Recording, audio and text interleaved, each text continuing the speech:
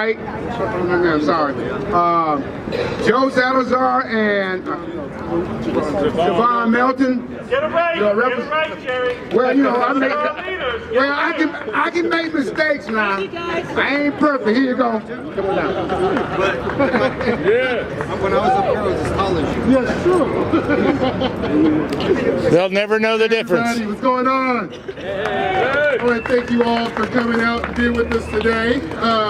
It is so good to see you guys are still hanging tight with us. This is year 4 that we have tried to get this bill passed, and that we tried to hold the cities accountable for the atrocities that they're doing. And it is so appreciative to myself and Representative Salazar that you're out here continuing to make sure that your voice is heard, that your stories are told, and that these guys across the way don't just ignore you. So we are bringing the bill back this year.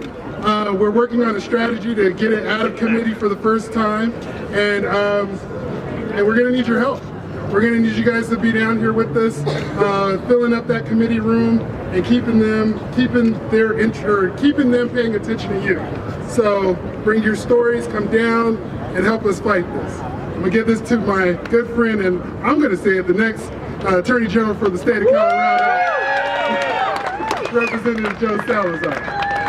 Thank you, man. He can say that because we're outside the Capitol. It's good seeing everyone. And yeah, I imagine that we need an Attorney General who's actually going to start suing municipalities and counties for criminalizing the very act of human survival. And I've talked to the ACLU about that, saying that when I become Attorney General, that's one of the things that I'm going to start doing, is join with them to start suing the hell out of these municipalities as well as these counties. But let's get to the bill. You know, someone said to Representative Melton and I before session started, "Why are you bringing this bill again? It died 3 times, and why would you bring it the 4th?" And I will note that the person who asked me that question was intimately familiar with the fact that asset was brought over a 10-year period 6 times over before it passed. The point being is this: we continue to bring these bills every year because it moves the ball down the field. Because at some point, we're going to replace a representative who holds it up. At some point, other representatives and senators will get an understanding that it's not okay to criminalize individuals for the basic human survival skills. That's why we do it. And hopefully we can get it out of committee this year and onto the House floor.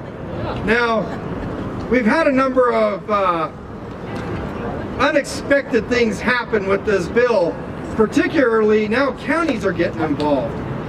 My county, Adams County, was going to come out against the bill, and then I sat down with the chair of the county Board of Commissioners. And I said, "You better not do that, man. I'll put you on blast on Facebook."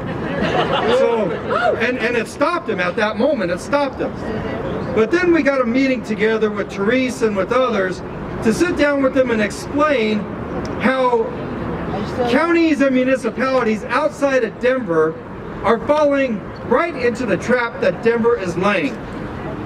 That Denver has passed this camping ban, so that way it pushes community out into our areas. And that if our areas start doing that too, then it's going to push community out even further, right? All the while, Denver is never held responsible for its conduct. So after speaking with our Board of County Commissioners for Adams County and explaining that to them, that they're falling right into the hands of the city and county of Denver, they have decided to go neutral on the bill and won't speak in opposition to it. I got a question. What is the difference between me camping there or somebody's got money camping there because a show's opening, a new store's opening, something's opening coming out, but they don't get charged with it. We do. Right. And it's wrong. Exactly. That's the constitutional violations that we're talking about. There are 2 different laws in Denver, one for the homeless and one for people who's got jobs. Yes, and we had that conversation with Mayor Hancock last year, and he pretty much said, Yes, there is. There's two different laws. He won't call you back either.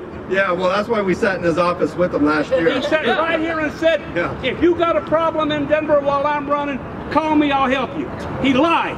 Well, they all do that. I mean, not all of them. Yeah. 98% of them. But here's the point. Here's the point. Is that, yeah, this is the 4th year, and every year it gets bigger and bigger, right? Yeah. We need you there in committee when when we actually have a date. And we'll always let Therese know when that date's going to be. We'll let you know when the date's going to be. And every year, the number of deaths also increases too, right? I mean, it doubled from last year. These are the...